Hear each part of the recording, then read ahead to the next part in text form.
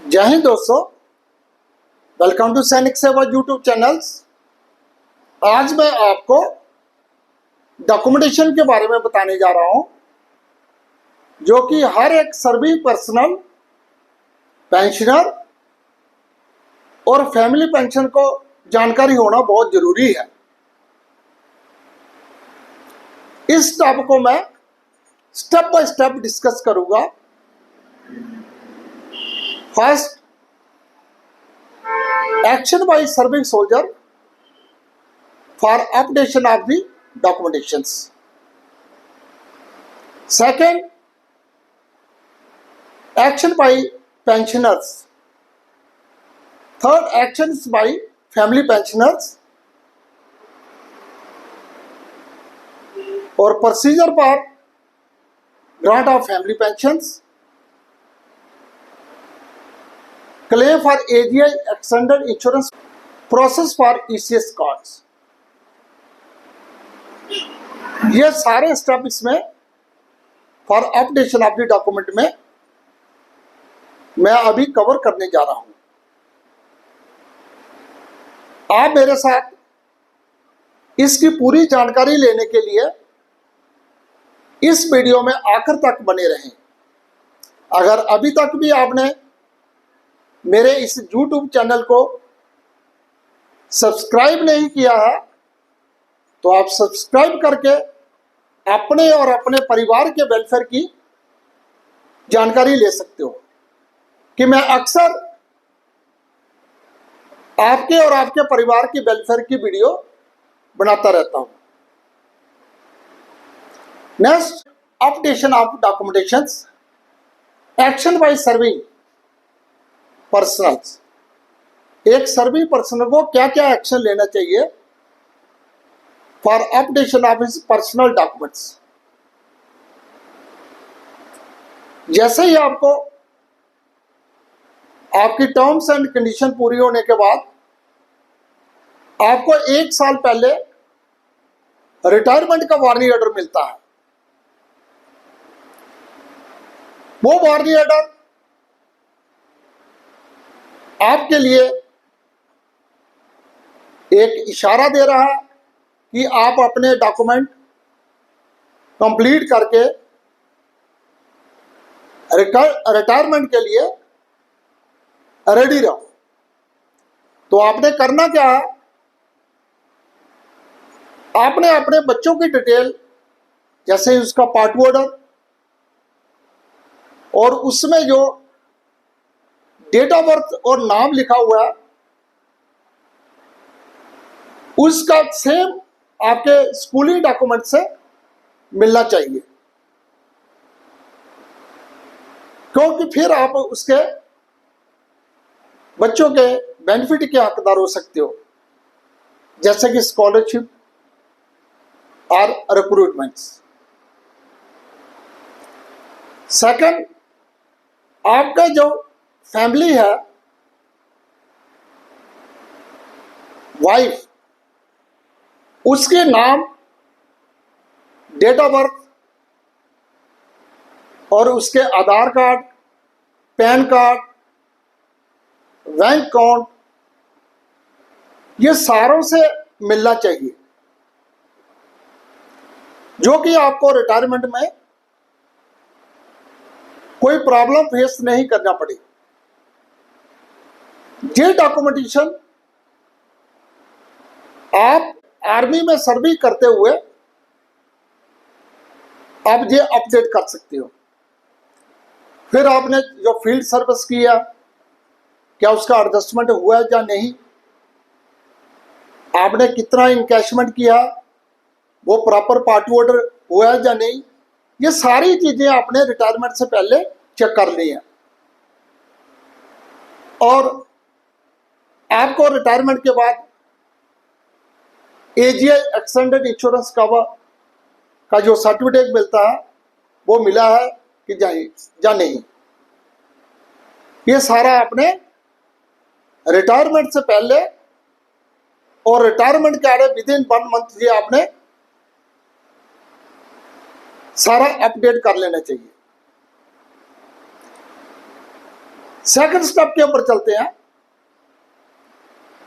कि जो अभी पेंशनर है, चाहे वो कहीं किसी भी डेट में रिटायरमेंट आए हुए हैं, उनको चाहिए कि एक बार अपने डॉक्यूमेंट रीचेक कर लें कि आपकी फैमिली की डिटेल बिल्कुल सही है एज पर पीपीओ। वो आधार कार्ड और पैन कार्ड से डेट ऑफ बर्थ और नाम मिल रहा है, और क्या आपने अपनी फैमिली के साथ जॉइंट अकाउंट किया है। अगर नहीं किया तो बैंक में जाकर उसका अकाउंट आपने अपने पेंशन अकाउंट से ज्वाइंट कर लेना चाहिए। क्या आपका अकाउंट डीएसपी पेंशन अकाउंट में कन्वर्ट हुआ है या नहीं। अगर नहीं हुआ तो उसका प्रूफ ऑफ डॉक्यूमेंट देकर आप अपना डीएसपी पेंशन कोड में कन्वर्ट कर सकते हो। अगर कोई पीएनबी से पेंशन ले रहा तो कंफर्म करो कि उसका अकाउंट पीएनबी रक्षक पेंशन अकाउंट में कन्वर्ट है या नहीं। अगर अभी तक भी नहीं है तो आप बैंक में जाकर ये करवा सकते हो। आपके बच्चों की डिटेल्स, उनकी डेट ऑफ बर्थ, नाम, उनके स्कूलिंग सर्टिफिकेट, आधार कार्ड, पैन कार्ड से मिलना चाहिए। फिर जो इसके बेनिफिट के हकदार हैं। Next, what are the step to be taken for grant of family pension. Family pension को ग्रांट करने के लिए क्या क्या कार्रवाई करनी चाहिए। At the time of sad device of pensioner, आपने नियरेस्ट स्टेशन एडवोकेट को इन्फॉर्म करना है, जहां कोई नियर बाई यूनिट, और उसके बाद जितनी जल्दी हो सके डेथ सर्टिफिकेट के लिए प्रोसेस करना। और मोमेंट आपको डेथ सर्टिफिकेट मिलने के बाद आप उसकी 15-20 कॉपी निकाल के फोटो स्टेट करके किसी गेस्टेड ऑफिसर से टेस्ट करवा के आपने उसकी डेथ सर्टिफिकेट और पर्सनल एक एप्लीकेशन लगाकर सिंपल उसमें ऐसे एप्लीकेशन बनानी है। I regret to inform that my husband so and so, नाम, name, rank, expired at such and such date due to natural or accidental death। जी आपने उसमें अटैच करके आपने कंसर्न अथॉरिटी जैसे station headquarter, concern record office,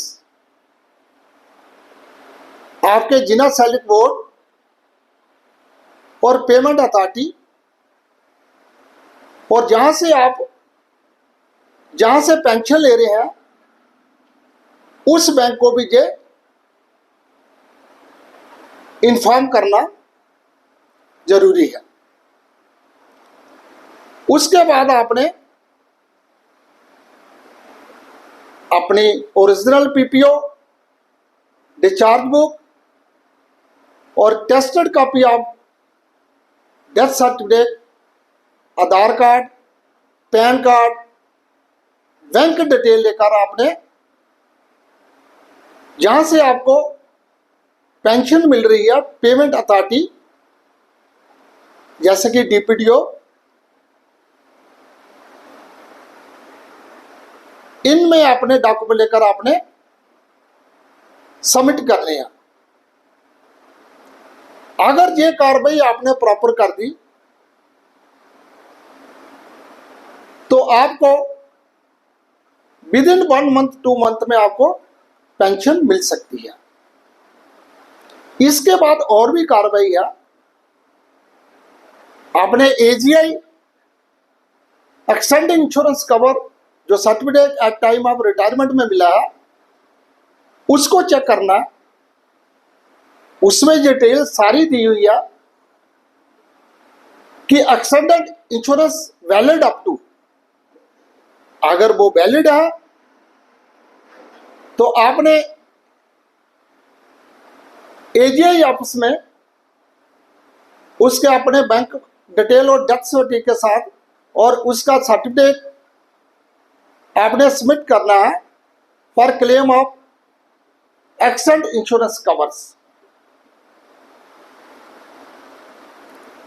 अगर with in time नहीं है, अगर आपके उस समय रिटायर हुए हैं जो कि उसका पैसा रिफंडेबल है, क्योंकि एजीए के चार्ट में दिया हुआ है कब कब आप रिटायरमेंट है, कब कब आपको पैसा जो आपने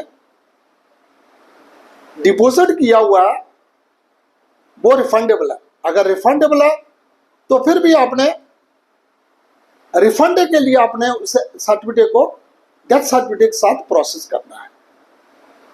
ये सारी कार्रवाई आपने चेक करके करनी है। नेक्स्ट, अगर कोई भी एलआईसी उसने खिला के रखी हुई है, उसकी एलआईसी पॉलिसी है, वो भी कंसर्न यानी के डिपार्टमेंट में कंसर्न एलआईसी ऑफिस में जाकर आप क्लेम के लिए प्रोसेस कर सकते हो। और उसके बाद आप ईसीएस कार्ड के लिए भी आप ईसीएस ऑफिस में जाकर, जो कि ये स्टेशन हेडक्वार्टर में अवेलेबल रहता, आप कार्ड के लिए भी अप्लाई जाकर कर सकते हो। और जिला सैनिक बोर्ड में जाकर आप अपना आइडेंटिटी कार्ड भी ले सकते हो, क्योंकि इन्फॉर्म तो आपने पहले किया हुआ है। ये सारी कार्रवाई आपने टाइमली करनी है। ये अगर आपने टाइमली कार्रवाई कर ली तो इसमें कोई डाउट नहीं है, कोई संदेह नहीं है कि आपको विद इन 1 मंथ या 2 मंथ में आपको पेंशन मिल सकती है। अगर अभी तक भी आपने मेरे इस सैनिक सेवा यूट्यूब चैनल को सब्सक्राइब नहीं किया तो सब्सक्राइब करके आप अपने और अपने परिवार की वेलफेयर की जानकारी ले सकते हो। मैं फिर आपको बताना चाहता हूं कि मैं जब से रिटायरमेंट हुआ हूं तब से ही मेरी एक्स सर्विसमैन के लिए फ्री सर्विस चल रही है, चाहे किसी किस्म की है, चाहे डॉक्यूमेंट्री प्रॉब्लम है, चाहे पेंशनरी प्रॉब्लम है। मैं 24/7 आपकी मदद के लिए अवेलेबल हूं। आप कभी भी मेरे दिए हुए नंबर पर आप कंडक्ट कर सकते हैं और मेरे से आपके पेंशन कंसर्न और डॉक्यूमेंट कंसर्न आप मेरे से एडवाइस ले सकते हैं। इस वीडियो को लाइक करो, मैक्सिमम अपने दोस्तों के साथ शेयर करो। आपके शेयर करने से और भी जो हमारे सैनिक भाई हैं वो इसकी जानकारी ले सकते हैं। Thank you very much. जय हिंद।